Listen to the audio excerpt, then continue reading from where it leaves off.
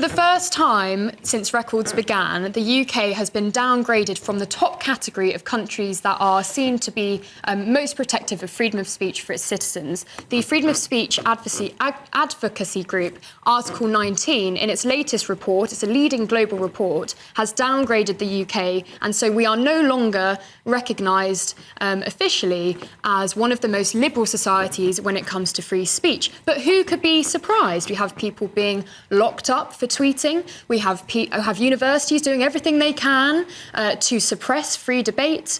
You might be recognised as a radicalised far-right terrorist if you think that Western culture is under threat from mass migration and lack of assimilation.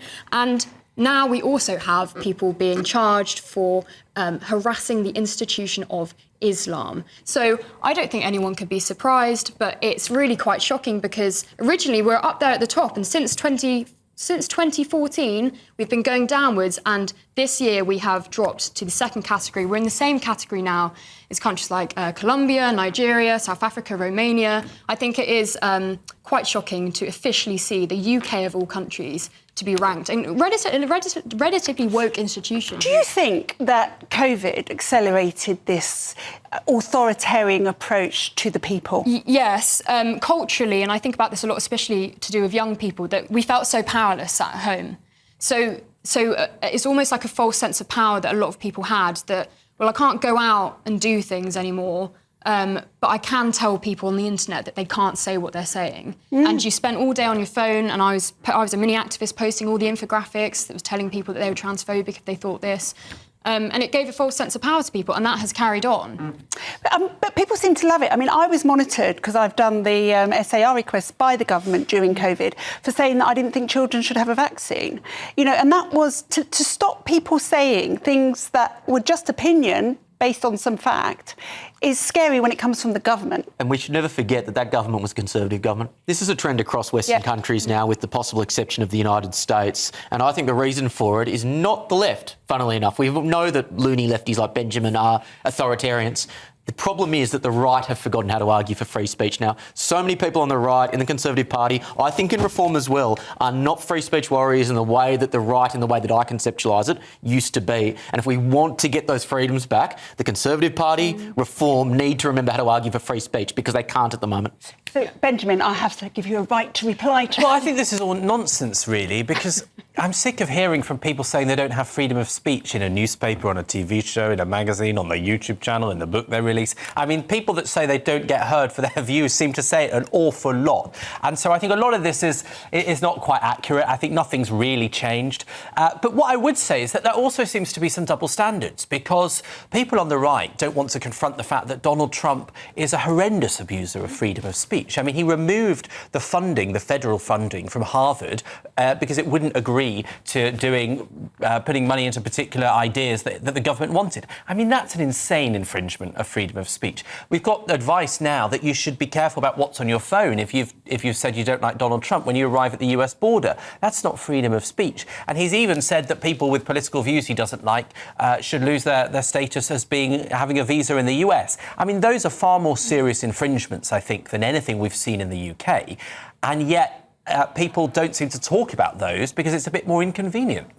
Oh, there's a lot of whataboutery here, though. Yeah, we are talking about the UK. I completely agree with some of the things that are going on in the US. Are very contradictory. But ultimately, at the end of the day, there's a reason why the Free Speech Union exists. There's a demand for it. It shouldn't have to exist. I don't take this view. But the chants from Bob Villan, that Glastonbury guy... Say that. Oh, sorry. No, I was just going to say that. You're right. Go on.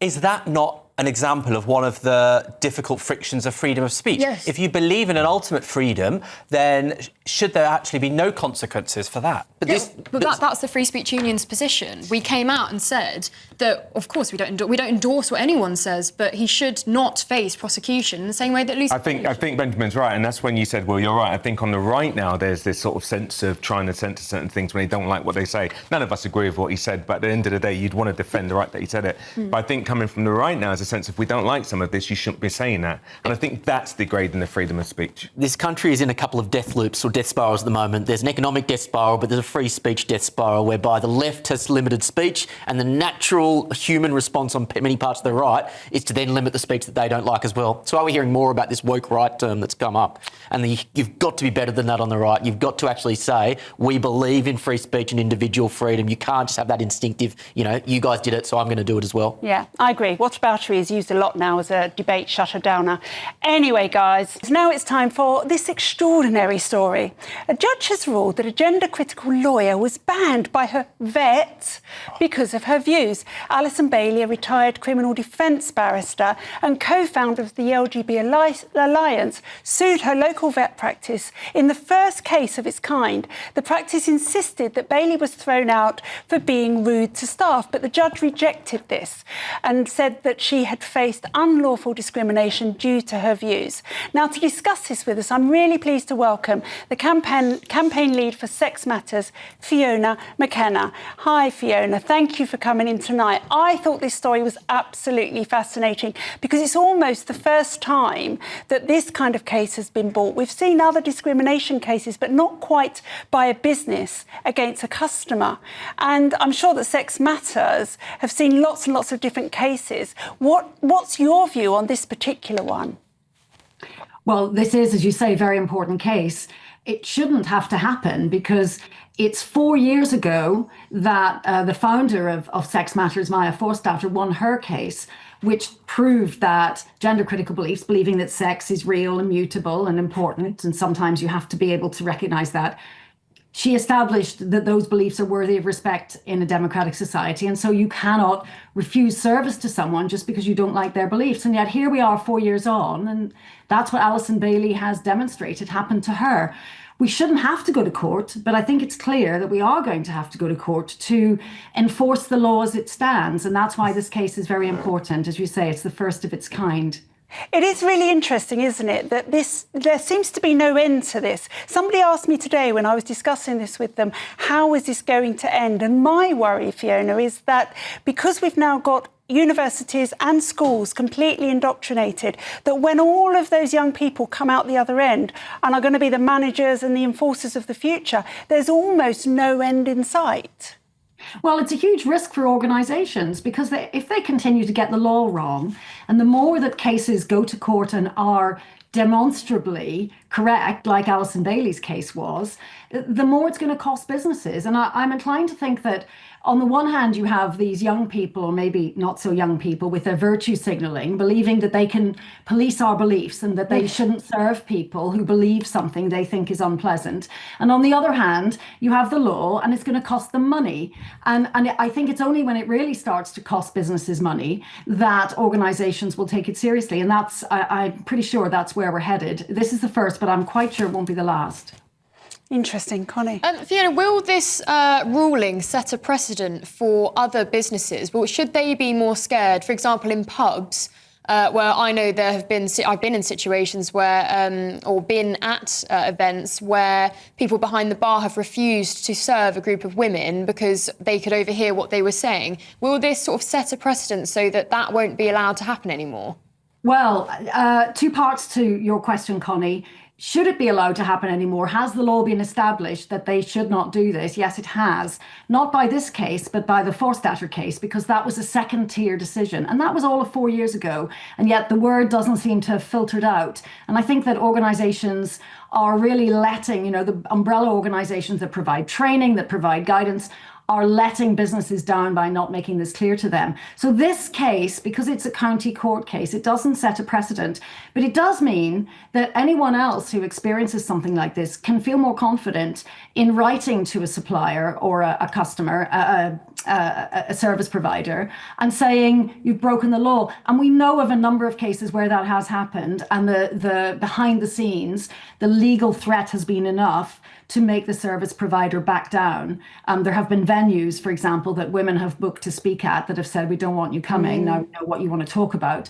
That's clearly not okay, because what they're talking about is a perfectly normal mainstream belief, and they've been made to back down. But you don't always know when you've been discriminated against. This is why I think Alison Bailey was very brave. because they said some really unpleasant things about her, and she had to be prepared to face that in court and have all of that aired about her. Unfortunately, the judge decided that on balance, that was not the reason why they got rid of her, and that she hadn't been particularly unpleasant. But it's quite a risky thing to do, to go to court.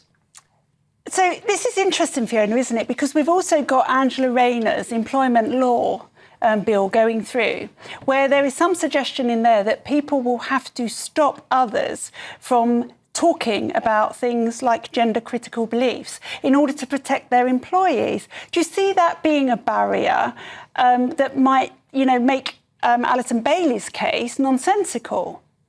I think it's potentially a very serious problem. It depends whether it is going to align with the law as it stands, as it's been demonstrated, which is that there's nothing problematic about talking about the reality of sex when that matters. For example, the need for single-sex provision of facilities in some cases.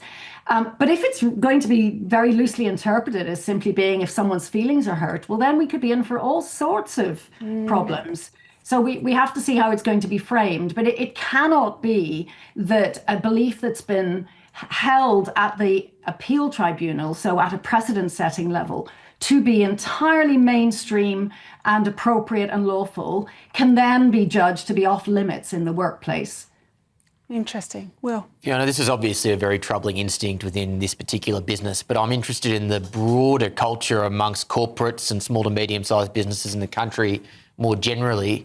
Following the Cass review and the Supreme Court decision, have you and the organisation noticed some sort of a return to normalcy amongst the business world, or has it still got that level of ideological capture that unfortunately we got so used to in that 2020 to 2023-4 period?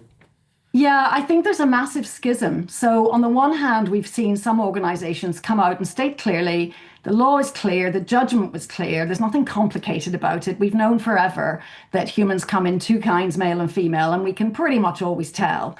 And so we had some very good results very quickly, like the Football Association, the Scottish Football Association, the Cricket Board, dumping what had been a very unfair and in some cases dangerous policy for women, where they let males who said they felt like women into the women's category. So we saw some quick changes, but now we're seeing an awful lot of resistance. We're seeing a lot of people saying, they're not clear, they're waiting for more guidance, and they really shouldn't, because they are all currently operating outside the law, if that's what they do. And, we ourselves have a number of cases that we are looking at to try and help people understand that they really shouldn't be waiting for someone to tell them what the law is. That judgment from the Supreme Court was crystal clear. It only told us what we all knew already. And frankly, when you poll people, everybody thinks that's what is normal and real, and they don't really need legal guidance to tell them that, for example, you should have men's and women's toilets at work, and perhaps you should have a unisex option as well. So the answer to your question is we've seen some progress, but I've been a bit taken aback at how many sensible, intelligent people, including law firms and big employers, are sitting on their hands and saying, let's wait and see. Fiona, I just want to jump in Trey here.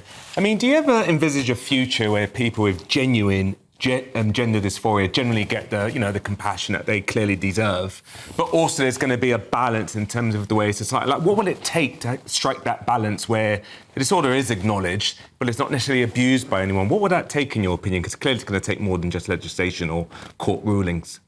I think it would take the ability to have an honest conversation.